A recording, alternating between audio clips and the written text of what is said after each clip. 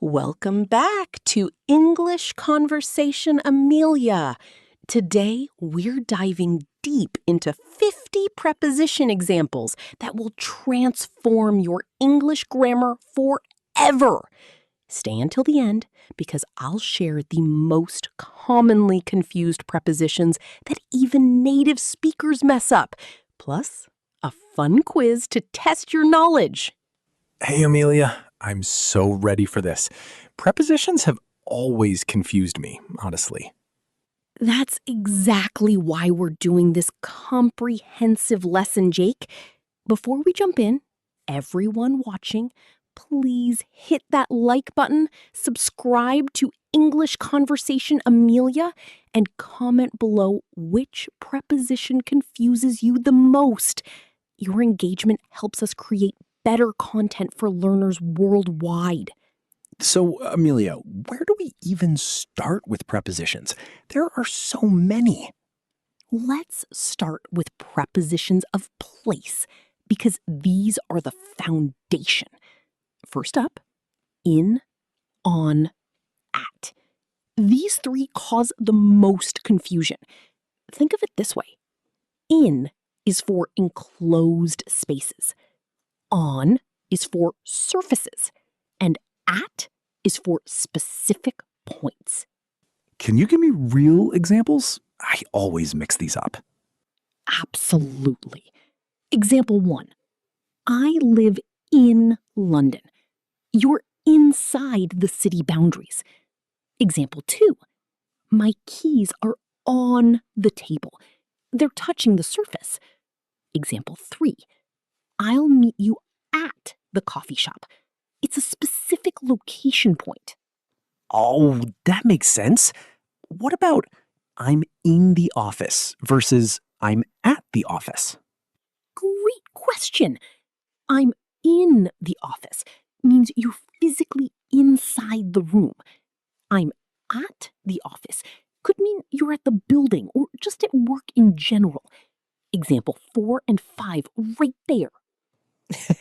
So if I say I'm on the office, that sounds weird, right? Unless you're literally standing on top of the building. Example 6. The book is on the shelf, not in or at. The shelf is a surface. This is already helping. What's next? Let's talk about time prepositions. Example 7. I wake up at 7 o'clock. Specific time uses at. Example 8. My birthday is in December. Months use in. Example 9. The meeting is on Monday. Days use on. Wait, so it's in the morning, but on Monday morning. Exactly. Example 10. I exercise in the morning. But example 11. I have a doctor's appointment on Monday morning. When you specify the day, use on. Why is English so complicated? I know. But stick with me. Let me give you a memory trick. Example 12. I was born in 1995. Years use in. Example 13. The store opens at 9 a.m. Exact times use at. Example 14. We're going camping in summer. Seasons use in.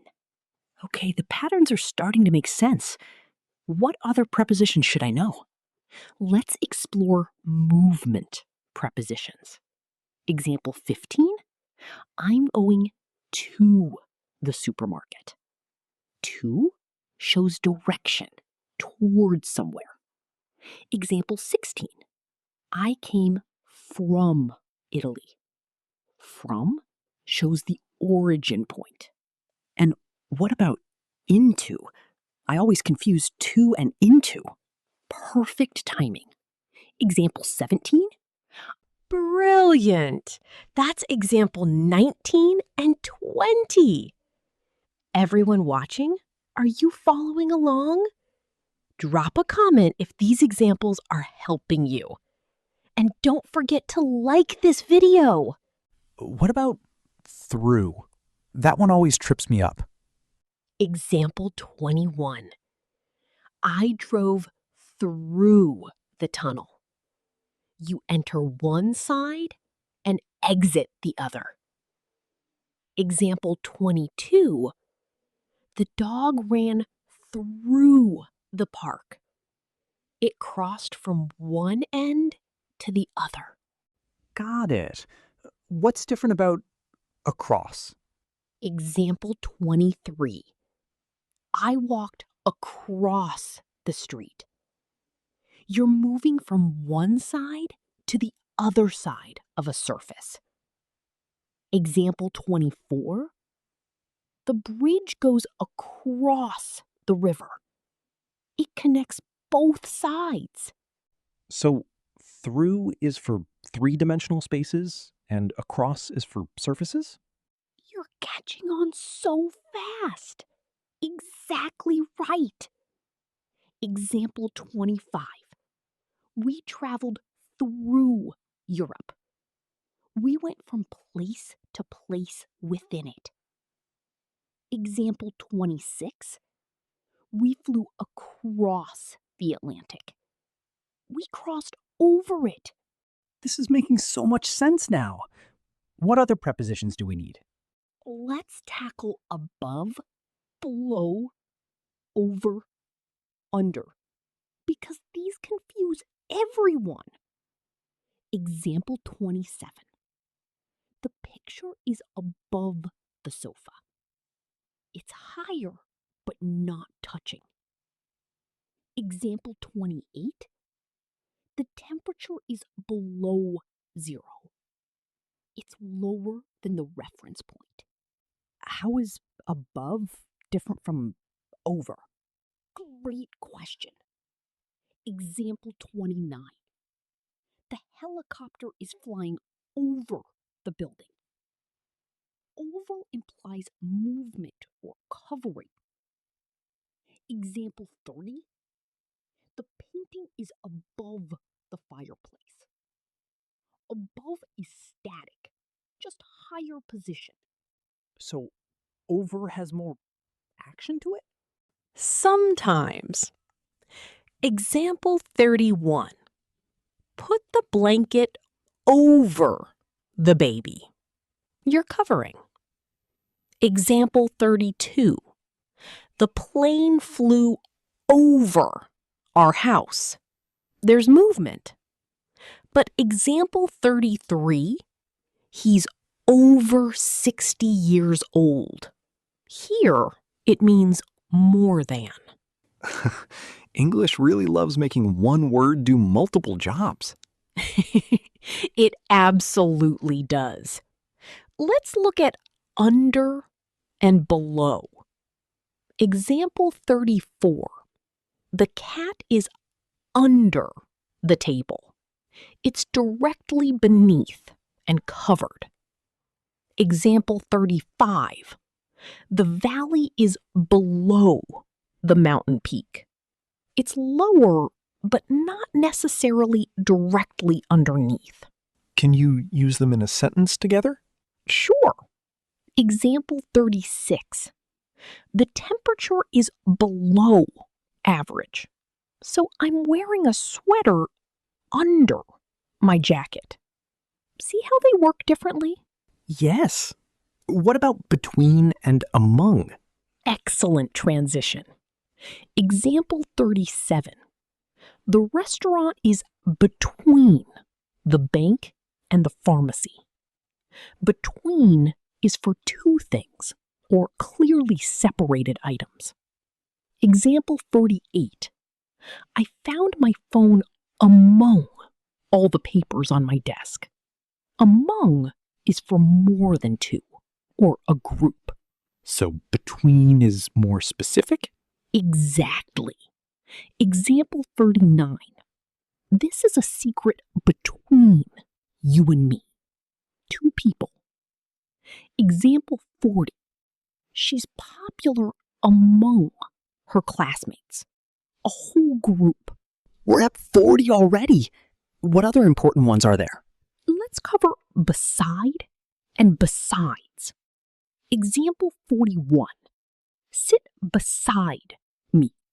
It means next to. Example 42. Besides English, I'm learning Spanish. It means in addition to. Completely different meanings. That's tricky. I bet people mix those up all the time. They absolutely do. Hey, everyone watching, comment below if you've ever confused beside and besides. I want to hear your funny stories. And if you're finding this valuable, smash that like button. What about with and without? Those seem straightforward. They are. Example 43. I drink coffee with milk. You're adding something. Example 44. I drink tea without sugar. You're excluding something. But with has other uses too. Like what? Example 45. I'm with my friends. It shows accompaniment. Example 46. I cut the paper with scissors. It shows the tool or instrument you're using. Oh, so with is super versatile. Absolutely. Now let's get to some trickier ones. Example 47. I'm looking forward to the weekend. Forward to shows anticipation. Example 48. According to the weather report, it'll rain tomorrow. According to shows a source of information. Oh, these phrasal prepositions are harder. Don't worry. Practice makes perfect. Example 49. Due to the traffic, I was late. Due to shows the reason or cause. Example 50. In spite of the rain, we had fun. In spite of shows contrast. We made it to 50. That was incredible. We did. But before we finish, let me share the most commonly confused prepositions even native speakers mess up. Are you ready? Absolutely. What are they? First confusion, different from versus different than. In proper English, it's different from. Americans sometimes say different than, but different from is grammatically correct. Example, British English is different from American English. I've heard both. What's another one? Comprised of. Well, this is actually wrong. The correct usage is just comprises or is composed of. Instead of saying the team is comprised of 10 members, say the team comprises 10 members or the team is composed of 10 members. Wait, really? I've been saying comprised of my whole life. You're not alone. Even native speakers get this wrong constantly. Another big one, bored of versus bored with. The correct form is bored with. Example, I'm bored with this movie, not bored of. These are tricky. Any more? Yes. Graduate from, not graduate. You don't just graduate high school, you graduate from high school. Also, married to, not married with. Example, she's married to a doctor. This is such valuable information. People watching should definitely save this video. Absolutely. Everyone, bookmark this video, share it with your English learning friends, and make sure you're subscribed to English Conversation Amelia for more lessons like this. Now, let me share some daily life scenarios where prepositions matter. Yes, please. Real-world examples help so much. Imagine you're at the airport. You'd say, I'm waiting at the gate. My luggage is on the conveyor belt. I'm traveling to Paris. I'm coming from New York. The plane departs at 3 p.m. I have a layover in Frankfurt. That's so practical. What about at a restaurant? Perfect example. I made a reservation at the Italian restaurant. We're sitting at table 5. Can you pass the salt to me? I'd like the steak with mashed potatoes. This meal is on me, which means I'm paying. On me is such a funny expression when you think about it literally. Right? English is full of those. What about work situations? I'm in a meeting. I'll be at the office until 6. Send the report to me by email. We have a deadline on Friday. I work for a tech company. What about house and home situations? Great thinking. I'm at home. Notice we say at, not in, when talking about being home generally. The remote is on the couch. My room is on the second floor. The garage is behind the house. There's a garden in front of the house. We live near the city center. The in front of and behind are important for giving directions. Exactly. Speaking of directions, turn left at the traffic light. Go straight for 2 blocks. The store is on your right. Walk toward the tall building. It's across from the post office. Park next to the blue car. These are so useful. What about shopping? Shopping prepositions. I'm looking for a birthday gift. These shoes are on sale. I paid by credit card. The store is within walking distance. I bought this from the store downtown. I'm shopping for my mother. Do prepositions change with technology and social media? Interesting question. We say on the internet, on social media, on YouTube. Notice we use on for platforms. I saw it on Facebook. I posted on Instagram. I'm chatting with my friend. Send it to me by email. Why do we say on for the internet? It's not a physical surface. Great observation. Language evolves. We think of being on a platform or network. It's like being on the phone. You're connected to a network or system. That makes sense. What about health and doctor situations? Medical prepositions. I have an appointment with the doctor.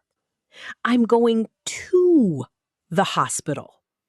I'm suffering from allergies. Take this medicine for your headache. The pharmacy is next to the clinic. I'll be in the hospital for 3 days. What about school and education? Essential ones. I'm studying at Harvard. I'm majoring in computer science. I'm learning about history. The exam is on Monday. I graduated from college in 2020. I'm good at mathematics. I'm interested in literature. Why is it good at something Why not good in?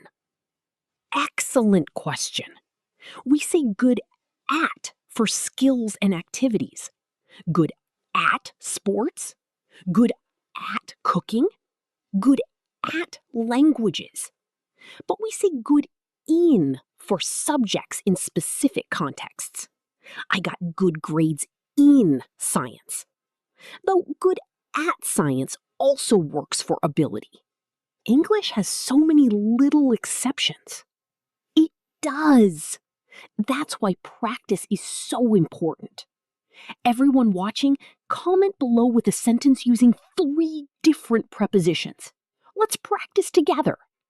And please like this video if you're learning something new. What about emotions and feelings with prepositions? Love this topic. I'm afraid of spiders. I'm worried about the test. I'm angry with my brother, or angry at the situation. I'm proud of my achievements. I'm excited about the trip. I'm disappointed in the results. Those are really specific. You can't just swap them around. Exactly. You can't say excited of or afraid about. They're fixed combinations. We call these prepositional collocations. They must be memorized. That sounds like a lot of memorization. Here's my tip. Learn them in context through reading and listening. When you see interested in used 5 times in different contexts, it sticks naturally. Don't just memorize lists. That's good advice. What about transportation prepositions? These are tricky. We say on the bus, on the train, on the plane, in the car, in the taxi, on my bicycle, on the subway. Notice the pattern? Why on for buses and planes, but in for cars? Generally, if you can walk around in the vehicle, use on. Buses, trains, planes. If you can't walk around, use in. Cars, taxis, small vehicles. But on a bicycle is an exception because you're physically on top of it. English really keeps us on our toes. It definitely does. What about I'm traveling by train versus I'm on the train? These are different. By train describes the method of travel. On the train means you're currently aboard. So I travel by train every day, but I'm on the train right now. Perfect. You've got it. Now let's talk about money and business prepositions. I work for a company. I'm in business. The meeting is at 10 o'clock. We agreed on a price. I invested in stocks. I'm saving for a vacation. Why do we agree on something? Agree on is used when multiple people reach consensus about something specific. We agreed on the terms. Agree with is for agreeing with a person or their opinion.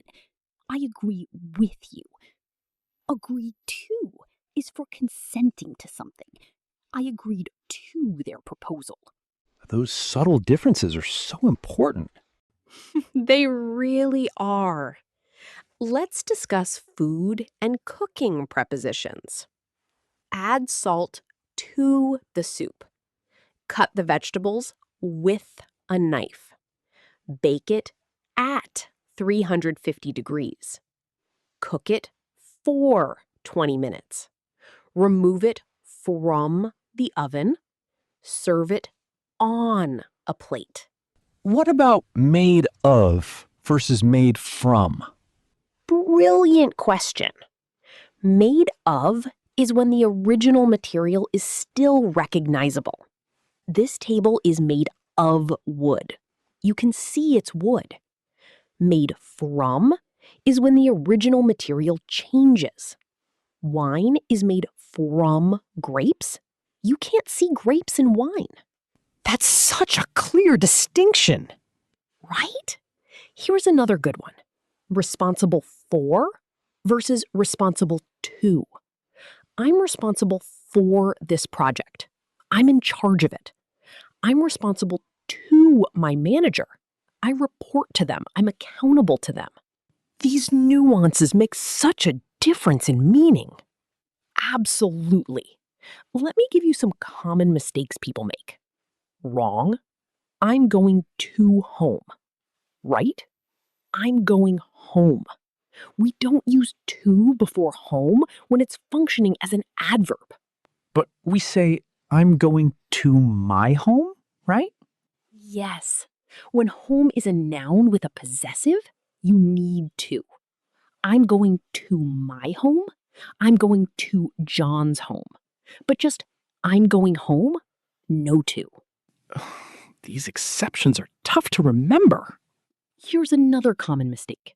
I'm waiting for the bus, not I'm waiting the bus. Wait needs a preposition. Also, listen to music, not listen music. Listening requires to. What about discuss? Do we say discuss about? No, this is a huge mistake. Discuss is transitive. It doesn't need a preposition. Say, we discussed the problem, not we discussed about the problem. But we talked about the problem is correct. So discuss and talk about mean similar things but use different grammar? Exactly. English loves to be complicated. Another one, marry, doesn't need a preposition in most cases. I married John, not I married with John. That's a common error for Spanish and Portuguese speakers. These are such practical corrections. What other verbs don't need prepositions? Reach doesn't need a preposition. I reached the office at 9 is correct, but you don't say reached to the office. Also, approach. I approached the manager, not approached to the manager. What about phrasal verbs with prepositions? Those are everywhere. Oh, phrasal verbs are a whole different beast. Look after means take care of. Look for means search. Look into means investigate. Look up to means admire. Same verb, totally different meanings based on the preposition. Can you give daily life examples of those? Sure. I look after my little sister on weekends. I take care of her. I'm looking for my keys. I'm searching. The police are looking into the case, investigating. I look up to my teacher. I admire them. The preposition completely changes the verb's meaning. Exactly. More examples. Give up means quit. Give in means surrender. Give away means donate. I won't give up learning English. Don't give in to difficulties. I'm giving away old clothes. These are so useful for everyday conversation. They absolutely are. Everyone watching, comment which phrasal verb you want us to cover in detail next. And if this video is helpful, please share it with your English learning community. What about prepositions with adjectives, like afraid of? Great thinking. These are crucial. Afraid of, good at, bad at, famous for, responsible for, tired of, full of, aware of, capable of, fond of. Can you use these in sentences? Of course. Paris is famous for the Eiffel Tower. I'm tired of eating the same food.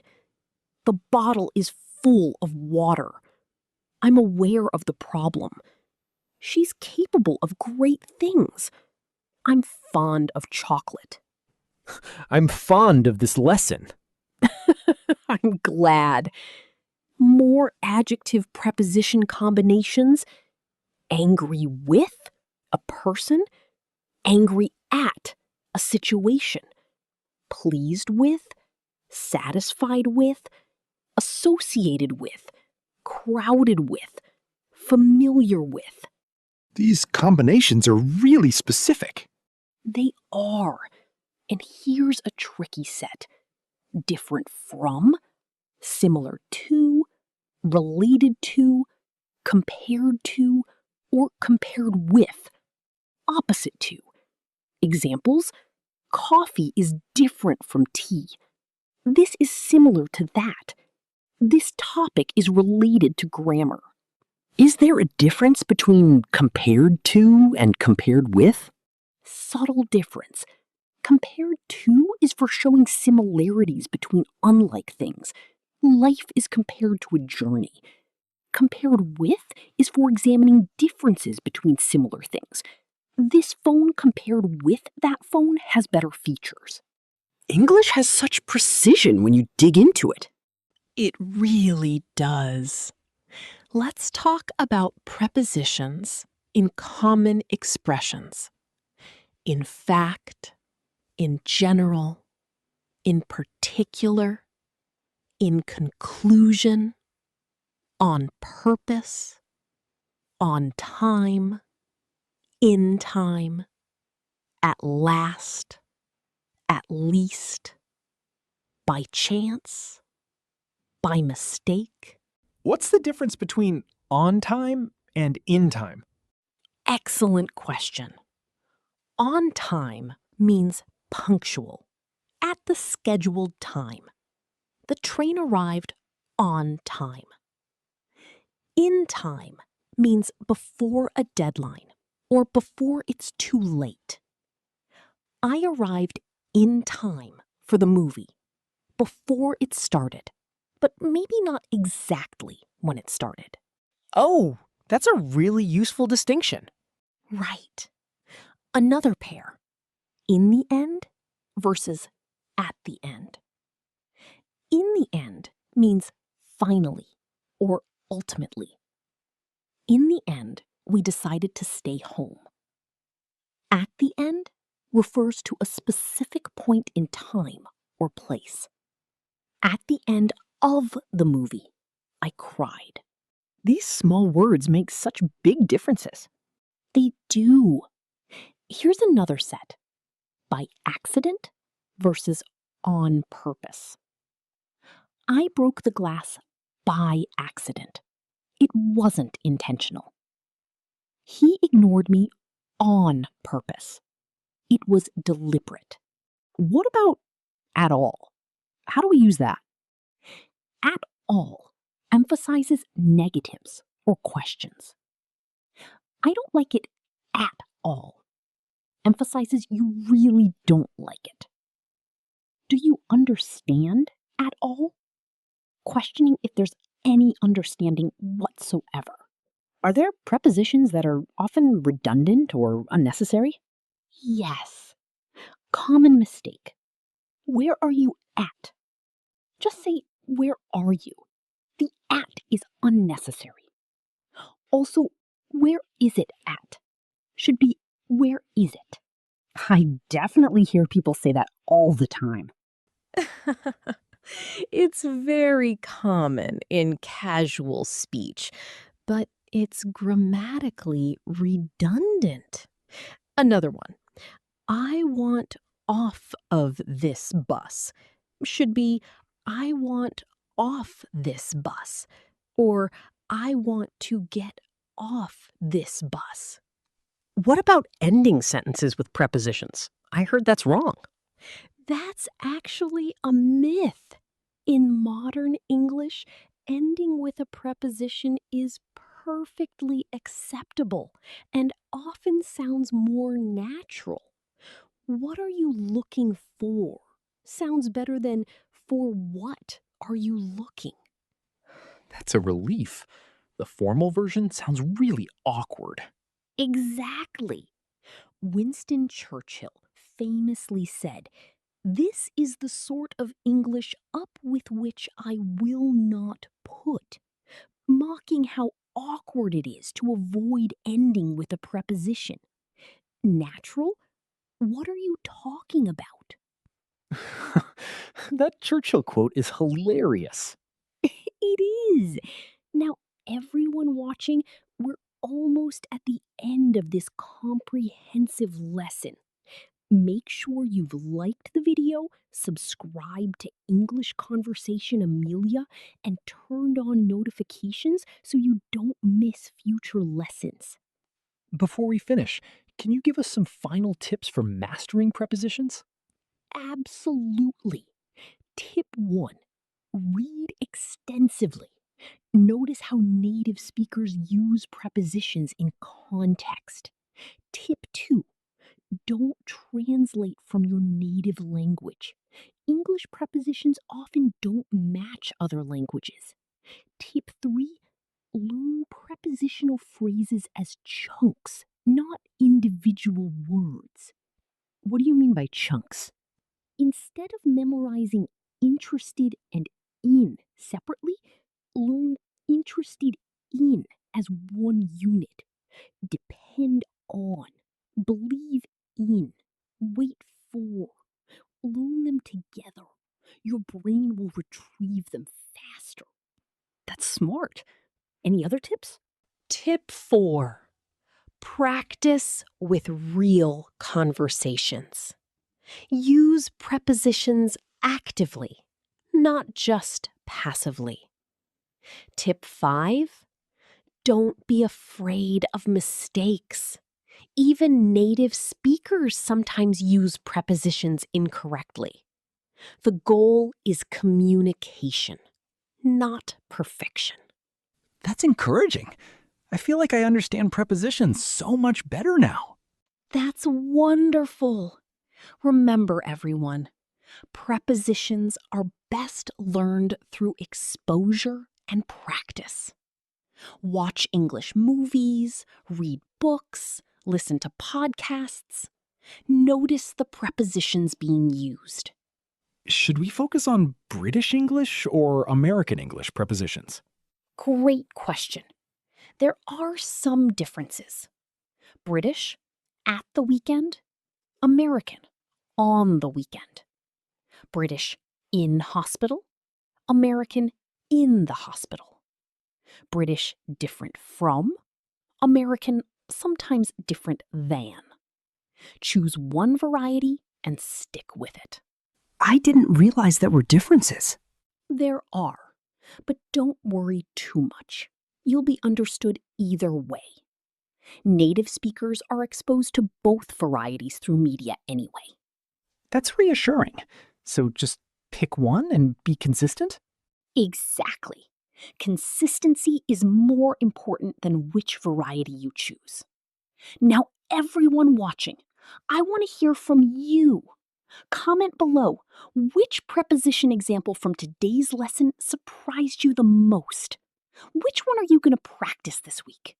And don't forget to share this video with friends who are learning English. It's packed with valuable information. Absolutely. And if you want more grammar lessons like this, check out our playlist. We've covered so many topics: tenses, articles, conditionals, and more. This has been such a comprehensive lesson. I'm going to rewatch it and take notes. That's the spirit. Rewatching is a great strategy. Each time you watch, you'll notice something new. Now, are you ready for the quiz to test what you've learned today? Oh no, a quiz! But yes, I'm ready. Don't worry, this is just for fun and to help reinforce your learning. Everyone watching, pause the video after each question and answer out loud or in the comments. Okay, let's do this. Here we go. Question 1. Fill in the blank. I'm meeting my friend blank, the coffee shop. Is it A, in, B, at, or C, on? Let me think. Take your time. Everyone at home, comment your answer. I think it's B, at? Correct. At the coffee shop. It's a specific location point. Question 2. I was born blank, 1995. A, in, B, on, or C, at? That's A, in. Perfect. Years use in. Question 3. The book is blank, the table. A, in, B, on, or C, at? B, on. It's on a surface. Excellent! You're on fire! Question 4. I'm afraid blank, spiders. A, of, B, about, or C, with? A, of. Correct! Afraid of. Question 5. Different blank. Which preposition is grammatically correct? A, from, B, than, or C, to? I remember you said A, from? Yes! Different from is the proper form. I'm so glad. Remember, everyone, learning English is a journey. Be patient with yourself. Practice consistently and celebrate small victories. Before we go, one final reminder. Like this video, subscribe to English Conversation Amelia, and share your thoughts in the comments. And tell us what topic you want us to cover next. Absolutely. Your suggestions help us create content that serves you best.